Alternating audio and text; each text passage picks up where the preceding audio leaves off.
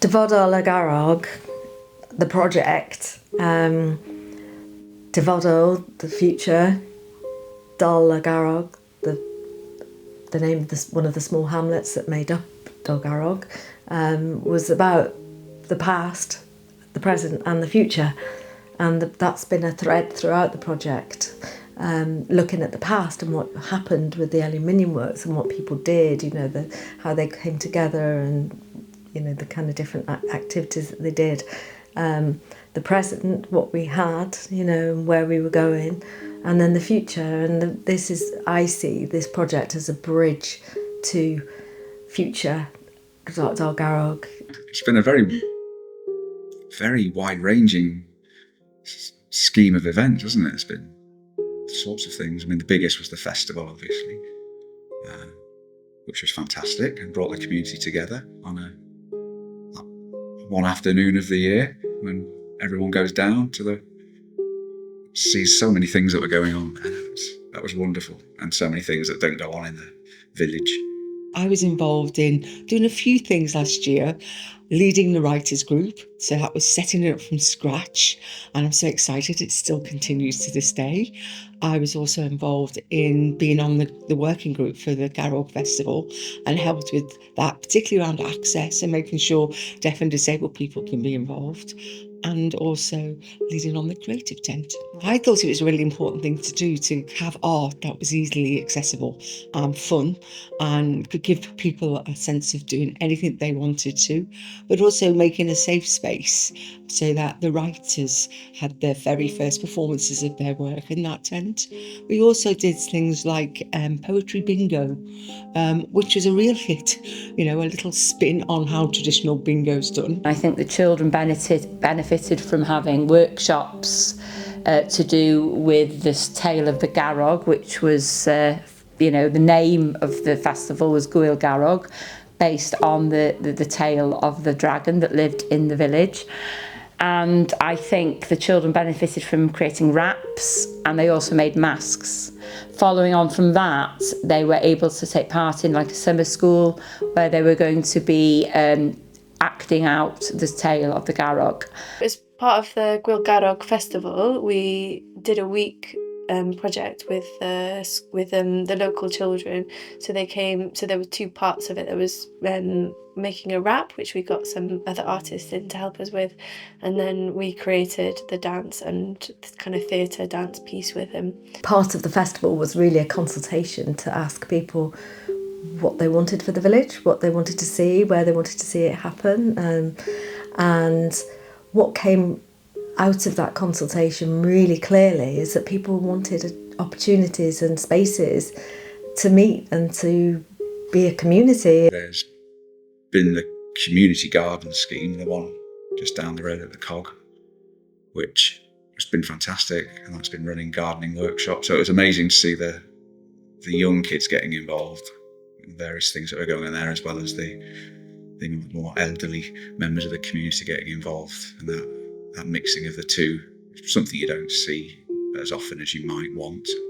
Young people is quite a lot more difficult. You've got a playground there, but that's fairly young children, say 7, 8, and someone my age, and then people a bit younger, 14, 15, 16, 17-year-olds, there isn't those sort of resources and facilities, and maybe the only thing that sort of has been locked up because of insurance problems.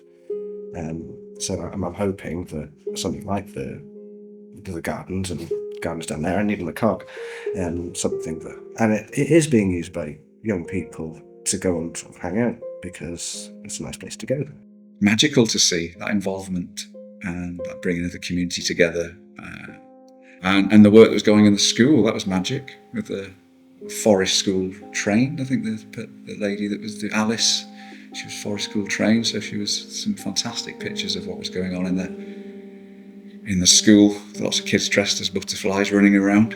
We ran some family forest school days, some kids forest school days, and it was really nice because although most of the children were from Dol Garrog and Talabon, there were some children who were as far from as Colwyn Bay, so and they had an opportunity to come to this area and see what was going on, and just to come down the Conwy Valley. And we've also benefited from the forest school sessions on a weekly basis, and that was great because it started in the summer when the weather was a bit better, and lots of the children from across the school benefited from those sessions, planting, learning about what grows on the school field, making a willow tunnel, just an opportunity to learn outdoors. And then more recently in the autumn term, the younger children have been going out weekly, and they've really benefited from learning in an open, free environment.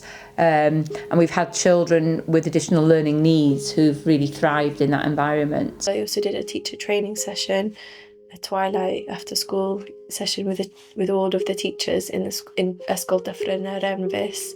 And the reason I wanted to do that was because I have, from working at doing forest school in different schools, you're kind of helicoptered in, and then once you leave, then they don't do any more outdoor learning with them. So I really wanted that legacy to stay, and for the teachers to feel a sense of confidence, and that they could continue that and continue using the outdoor space, especially now that it's been developed and there is more going on. You know, there is more to look at for the children. It is a really rich learning space now. One of the really successful parts of the project was a regular magazine, a Garrog. A Garrog magazine was really important to get out to all of the community. We hand-delivered to every single house in Garrog. And it was a great little document of what was going on in the village and brought the village together. And the fact that it was a physical thing rather than an electronic. You know, every single house in the village got it. Every single household in the village had opportunities to read and enjoy and absorb what was going on. We had a really amazing harvest supper event where Stuart brought apple pressing, and we got apples donated from hither and thither, and the children were just delighted to taste the fresh apple juice. That was just so lovely. Lee from Fusspots, our local food outlet, created these masterpieces of food for the evening, and we had a harpist playing, which was beautiful, and just a really warm, lovely evening.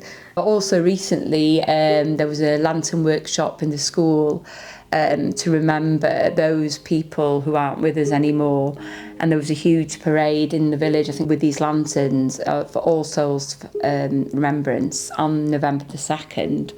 The children made some fantastic lanterns. They were excited about it, but it also gave them an opportunity to discuss things and people that are no longer with us. So that was a sensitive experience, but also one that was very successful.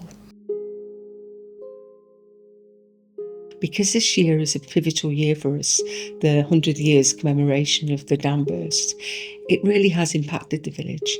And you can feel it living here. It's one of the first things you really sense when you move in. There's almost like a scar in the land that was never really sort of... there just feels that we need to do something more as a community to commemorate that and let the world know. So on the actual 2nd of November this year, we're hoping the village will become a place where people will come and visit and remember, but also see how arts and culture and acknowledging hard things that have gone in life that we've had in our village can actually be healed through art activities. There were so many different aspects to the project, so many different threads, that it was difficult sometimes to keep track on what we were doing next. But the big thread throughout the project, the big theme throughout the project was sustainability and legacy in the future. And I suppose the big legacy project is the garden, the edible garden in the church. I think it's really lovely to have a community space that's, you know, like a dedicated community space where people know that they can go. And definitely, I think we like the idea of coming here. Even if just because we home educate, obviously we are out and about a lot, but we spend more time around the home and where we live than I guess we would if the kids were in school. So it's good to have other spaces to go, and it's nice to see other people in the village. Obviously we like to spend a lot of time outdoors, and we like growing things. So it's all of those things rolled into one, isn't it? Garden's only just begun, isn't it? So that's going to act as a real social hub. Again, learning and sharing of different generations. I'm sure there'll be young kids getting involved, there'll be parents getting involved, and then, well, people all ages, but again, we get the people, the retired people sharing their knowledge down. It's going to be very special to see how that evolves. There's been so many successes in this project